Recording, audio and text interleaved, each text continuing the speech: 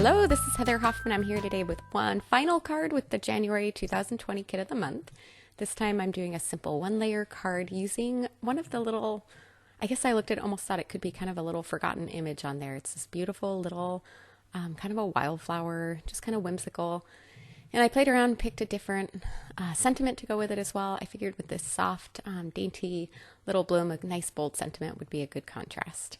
So I'm going to start off by stamping that sentiment at the bottom of just a top folding white A2 card. I'm going to use my MISTI to line it up. It's kind of my favorite way to stamp foolproof, and I took a few seconds there just to make sure I didn't have my sentiment upside down. I hope I'm not the only one that's ever done that. Nothing quicker to ruin a card than stamping your sentiment upside down.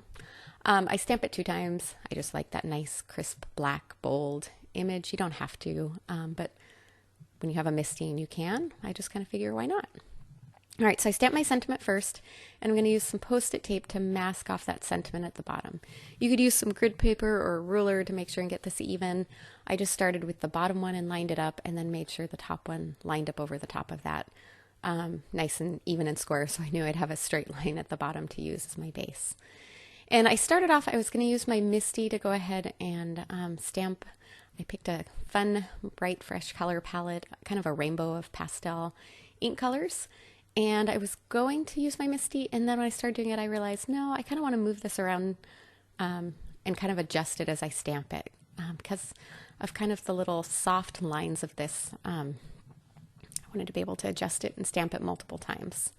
So I like to, when I'm using a rainbow of ink like this, I like to kind of start somewhere towards the middle. And you notice I started offset to the right just slightly and picked my color that was a little bit to the right of my center of my spray of colors. So, and I'm stamping each one in each color 2 times, cleaning it off in between and making sure it's dry before I ink up with the next color. And don't get it too close to your ink pad there, or you kind of get yourself stuck and can't finish stamping. And then once I went all the way across like that, I went ahead and came back and worked from the center again, but just in the reverse direction, moving back. And I'm changing and varying the angle each time I stamp it. It kind of adds to that a little more freestyle feel to it. And it doesn't feel as much like everything's just stamped straight in a row and in a block. It kind of makes it work a little bit better for the look I was going for. All right, almost done here. I'm going to come in with that last little bit of the yellow. And about this point is when I decided I wanted to make that bouquet just a little more full.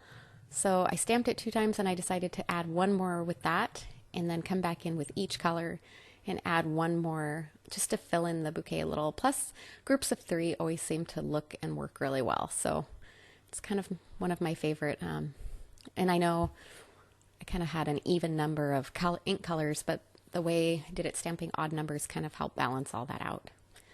All right, as soon as we finish those last 2 colors coming in, I love these bright pastel, happy, springy colors. When we're right here in the middle of winter and everyone's getting excited for spring to come, it's just a good time to be looking forward to those. All right, now I'm going to pull off that Post-it tape, and that gave me a nice crisp line right above my sentiment. And that 1-layer card is done and ready to easily pop in the mail. Fun to make a set to send off to a friend. Thanks so much for coming by today. Have a lovely day.